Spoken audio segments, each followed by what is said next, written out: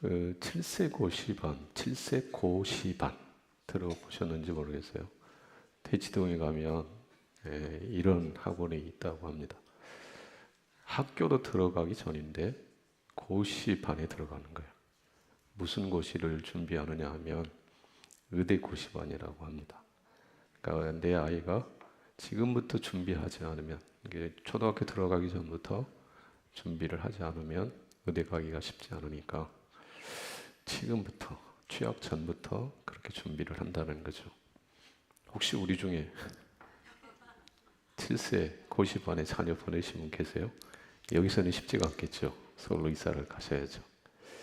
근데 이렇게 하는 부모의 마음이 이해가 되시나요? 안 되세요?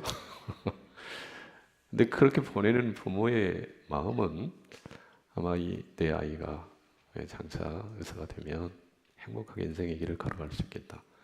그런 마음은 아마 있으리라고 생각을 해요. 근데 우리가 가만 들여다보면 정말 의사가 된다고 행복하냐? 조금 경제적인 여유는 있을지 몰라요. 그리고 다른 사람에게 내가 의사라고 좀 자랑은 할 수 있을지 몰라요.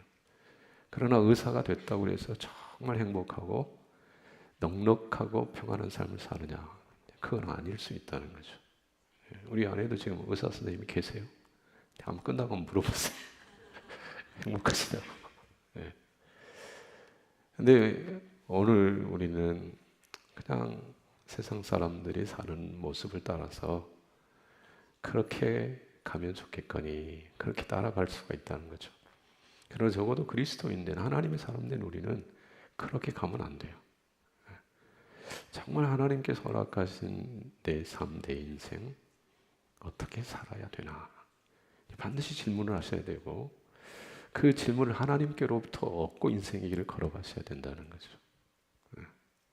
세상에서 뭐가 되고 높아지고 이게 우리의 궁극적인 삶의 이유가 되면 안 되고요. 하나님이 기뻐하시는 삶, 원하시는 삶, 그 삶을 살아낼 때 정말 그 삶이 아름답고 영광스럽고 존귀한 삶인 줄로 믿습니다.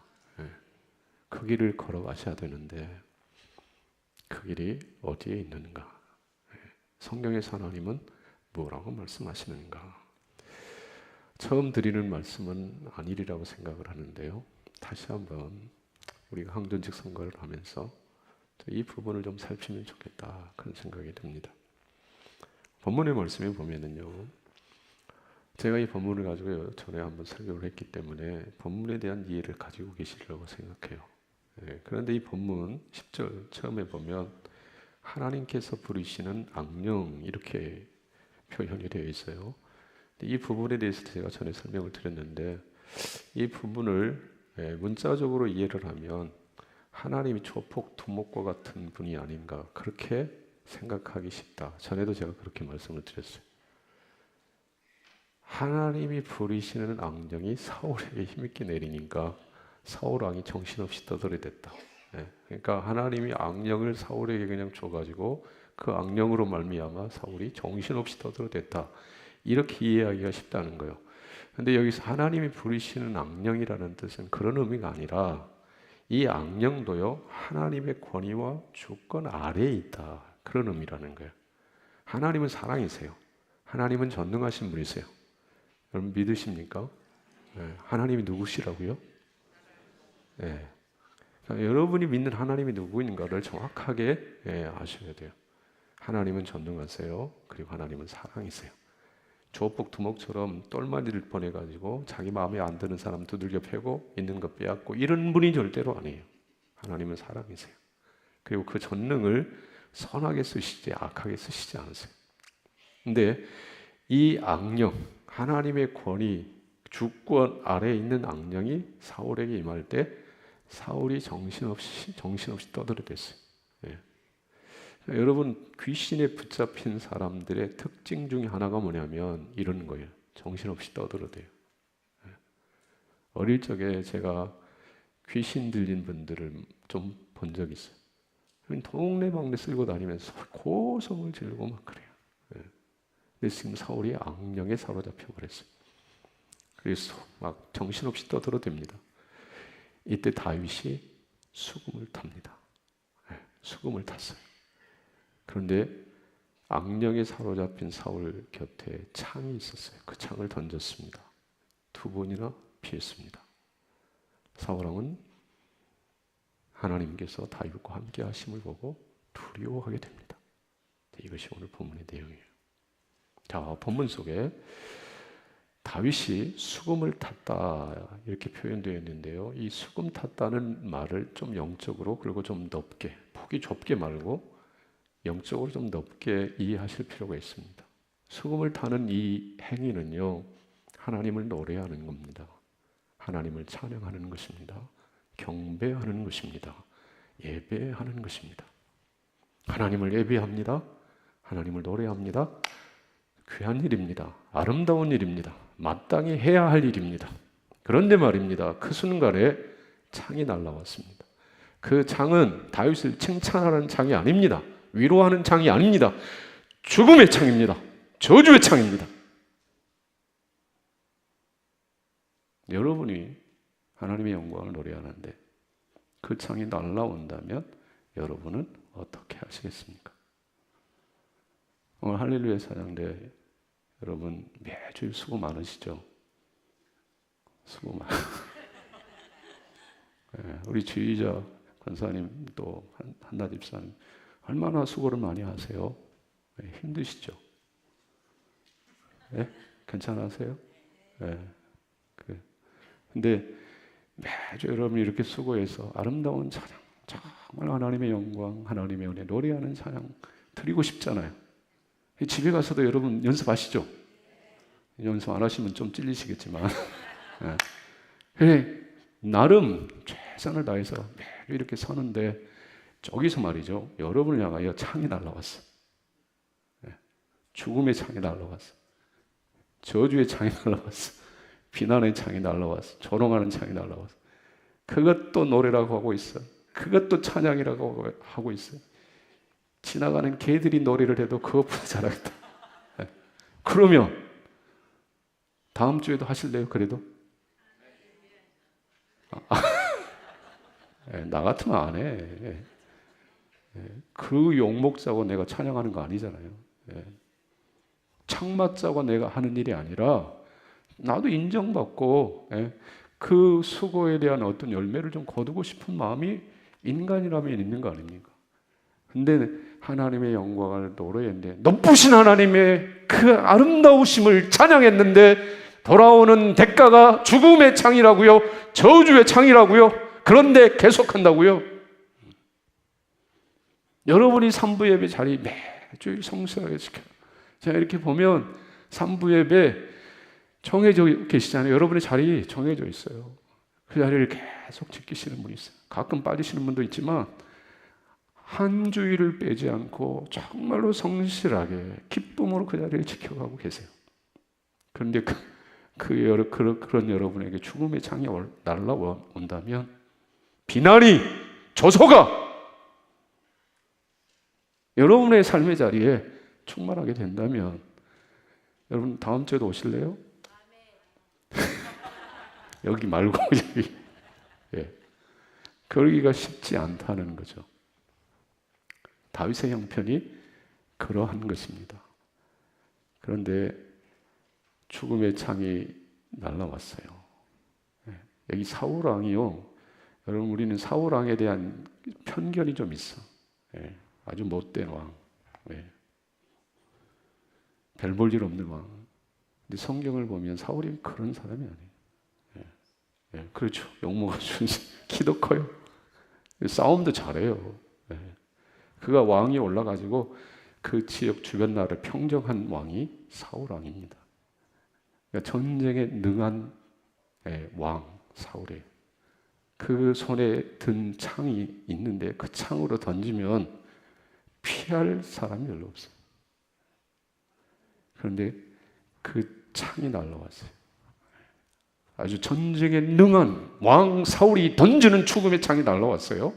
그런데 다윗은 수금 타는 일을 멈추지 않는다는 거예요. 계속한다는 거예요. 그렇게 할 수 있는 이유가 어디에 있느냐. 먼저는요, 수금 타는 다윗의 이 일은 그냥 어쩌다가 그냥 주어진 일이 아니라 하나님이 다윗에게 부여해 주신 사명이라는 거예요. 그럼 사명은요, 해도 되고 안 해도 되고 그런 일이 아니에요. 기분 좋으면 하고 기분 나쁘면 벌어버리고, 이게 사명이 아니에요. 날씨 좋은 날만 할렐루야 춤추며 사명의 자리에 달려가고, 천둥치고 비오고 눈몰아치면 던져버리고 안 가는 게 사명이 아니에요. 천둥치고 눈몰아쳐도 사명이라면 그 자리를 지키는 거, 이게 사명이에요. 여러분이 할렐루야 찬양대원으로 부름을 받았어요. 그게 사명이에요. 그러면 주일 빠지는 것을 쉽게 생각하시면 된다, 안 된다? 안 돼요. 큰일 났어요. 이제 여러분 매였어. 거기 딱 매인 거예요. 하나님의 영광을 노래하는 수금 타는 그 일은 사명이었어요. 그래서 다윗은 수금을 타는 겁니다. 그리고 또 하나, 죽음의 창이 날아오는 그 순간에도 다윗이 하나님의 영광을 노래하는 수금을 계속 탈 수 있었던 이유는요, 그 일이 기쁨이 되기 때문에 그랬습니다. 은혜가 있어요. 여러분 예배할 때 하나님이 부으시는 은혜가 있으시죠? 때로는 잠만 와. 예, 주일날 오시면 제가 보면 주무시는 분들 정말 안타까워요. 저는 설교자로서 제 마음에, 제 눈에 주무시는 분이 들어오면 좀 불이 붙어요. 막 불이 좀 깨워야 되는데, 말씀을 들어야 되는데 죽겠어 그래. 예. 그래서 제가 말이죠, 갑자기 막 톤이 올라가잖아요. 그 원인 중에 하나가 뭐냐면, 주무시는 분이 내 눈에 들어오면 톤이 올라가요. 예. 그러니까 예. 혹시 톤이 올라가거든 그렇게 이해를 하셔도 틀리진 않아. 예. 근데 졸다가도 여러분 1년 52주 매주 조는 건 아니잖아. 교회 와서 은혜 받을 때도 있으시잖아요. 별로 여기는 안, 여기 물어봐야 돼. 찬양하실 때 여러분 기쁨이 있으세요? 은혜 있으세요? 네, 그러니까 하는 거예요. 네. 하나님을 노래하고 찬양할 때 세상이 줄 수 없는 큰 은혜와 평안이 있어요. 네. 412장 찬송가 같은 건 평화로다. 하늘 위에서 내려오네. 그 사랑의 물결이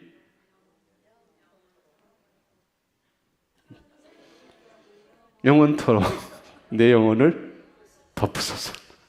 그 사랑의 물결이 영원토록 내 영혼을 덮으소서. 그런 은혜를 경험하니까 찬양하고 예배드리고, 저는 설교자로 이 자리에 서서 말씀을 전하는 거죠. 여러분 이 자리 쉽지 않아요. 어려워요. 근데 여러분, 제가 설교자로 지금까지 이 자리에서 버틸 수 있는 이유가 뭐냐? 주신 은혜가 있어서 그래요. 하나님이 부으신 은혜가 있어서 그래요. 사명의 자리에는 뭐가 있다?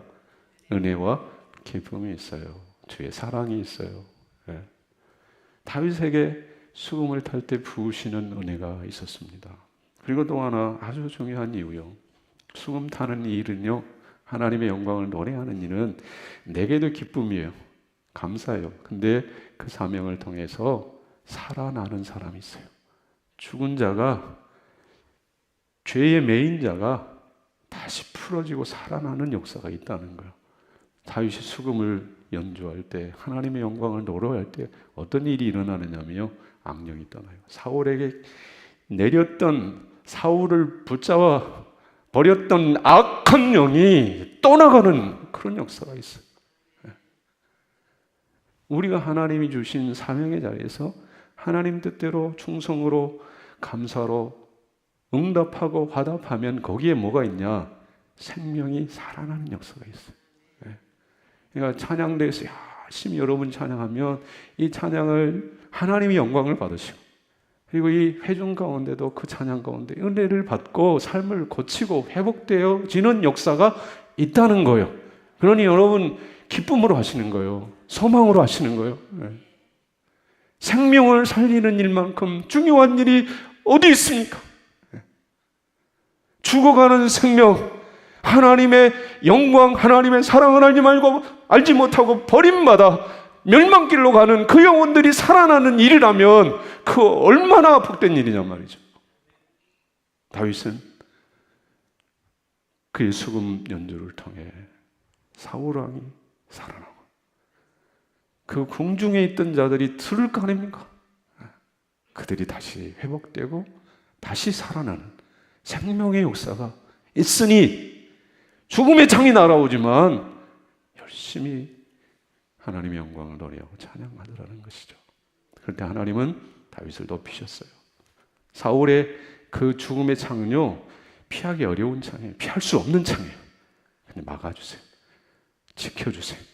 그러니까 여러분이 하나님의 영광을 노래하면 하나님이 지키신다니까요. 하나님 보호하신다니까요. 그리고 하나님이 높이셔. 사울보다 더 높이셨어. 지금은 사울 아래에 있는 자였어요. 사울의 수종드는 자였어요. 그런데 사울 위에 오르는 왕이 되는 그런 은혜를 하나님이 부으시더라는 거죠. 그러니 하나님의 영광을 노래하시는 여러분 되시기를 바랍니다. 수금으로 비파로 여러분의 삶의 모든 환경을 통해 생명을 다해 마음을 다해 하나님의 영광을 노래하시는 성도 여러분의 삶이 되실 수 있기를 바랍니다. 그런데 성경은요, 이 다윗이 이렇게 뛰어나니 다윗의 길을 가라 그렇게 얘기하는 게 아니에요. 다윗을 통해 우리에게 가르쳐 주시는 분, 그분은 다름 아닌 예수 그리스도이십니다. 다윗이 하나님의 영광을 노래했어요. 수금으로 하나님을 찬양했어요. 이 땅에 오신 예수 그리스도는 악령에 사로잡혀 정신없이 떠들어대는 불쌍하고 가련한 인생들을 자유케 하시기 위해 그분은 십자가로 하나님의 영광을 노래하십니다. 십자가로 하나님의 영광을 노래하셔서 모든 악령을 몰아내시고 저주와 사망의 법에서 건지신 분, 그분이 바로 예수 그리스도이십니다. 예수님이 여러분 만찬을 나누시고 마지막 만찬을 나누시고 감난산으로 나아가실 때 겟셋마네 동산에 있는 그 감난산으로 나아가실 때 찬송하며 가셨어요. 노래하며 가셨어요. 하나님의 영광을 찬양하셨어요. 인간적으로는 고달픈 일이에요. 괴로운 일이에요. 아픈 일이에요. 그러나 그 일을 통해서 이루신 구원의 역사는 놀라운 거였어요. 그래 주님은 노래하셨어요. 찬양하셨어요. 경배하셨어요. 그 예수님이 행하신 직접적인 역사가 마가음 5장에 기록되어 있어요. 우리가 잘 아는 가라사 광야의 이야기가 바로 그 얘기입니다. 군대 귀신에 붙들린 그 광인의 모습이 마가음 5장에 너무 적나라하게 기록되어 있어요. 무덤 사이에 거처한다고 그랬어요. 돌로 제 몸을 상한다고 그랬어요. 쇠사슬로 묶어버리지만 풀어버린다고 그랬어요. 평안이 없어요. 지옥이에요, 지옥. 그런데 그 광인을 주님이 찾아가세요. 그리고 이러세요. 더러운 귀신아, 이 사람에게서 나오라.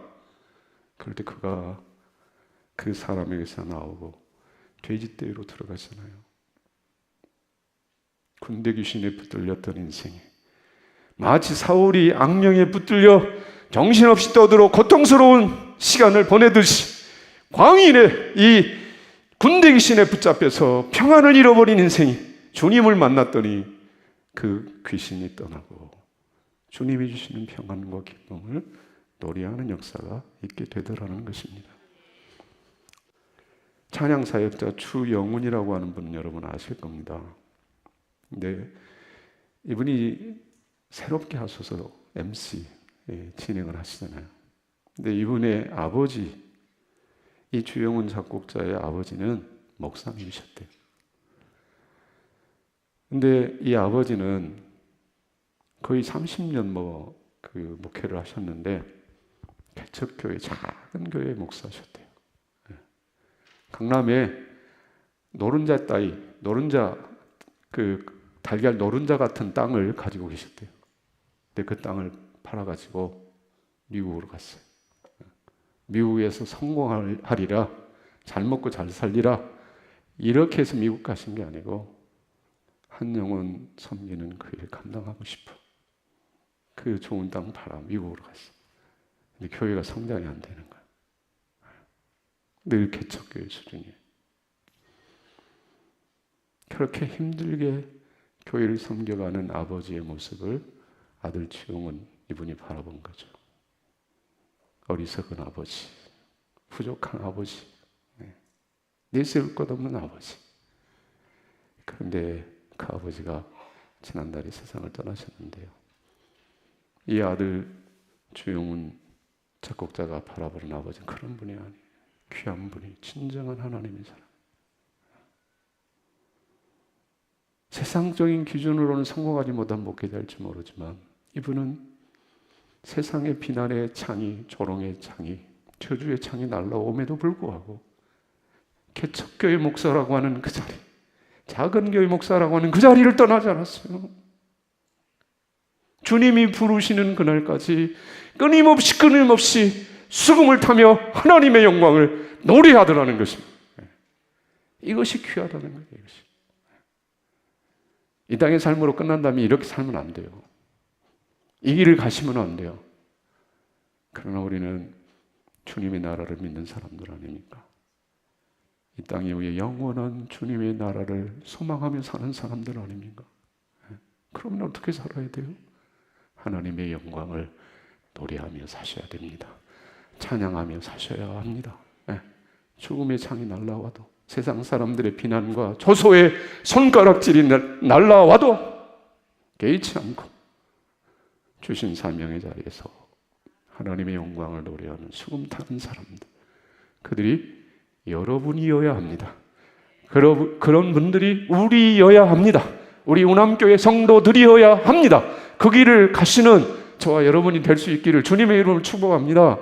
우리는 누구를 선택해야 되느냐? 그런 사람은요, 하나님의 영광을 노래하는 사람이요, 하나님의 영광을 찬양하는 사람이요, 하나님의 거룩한 영광을 위해 수금을 타는 사람 말입니다.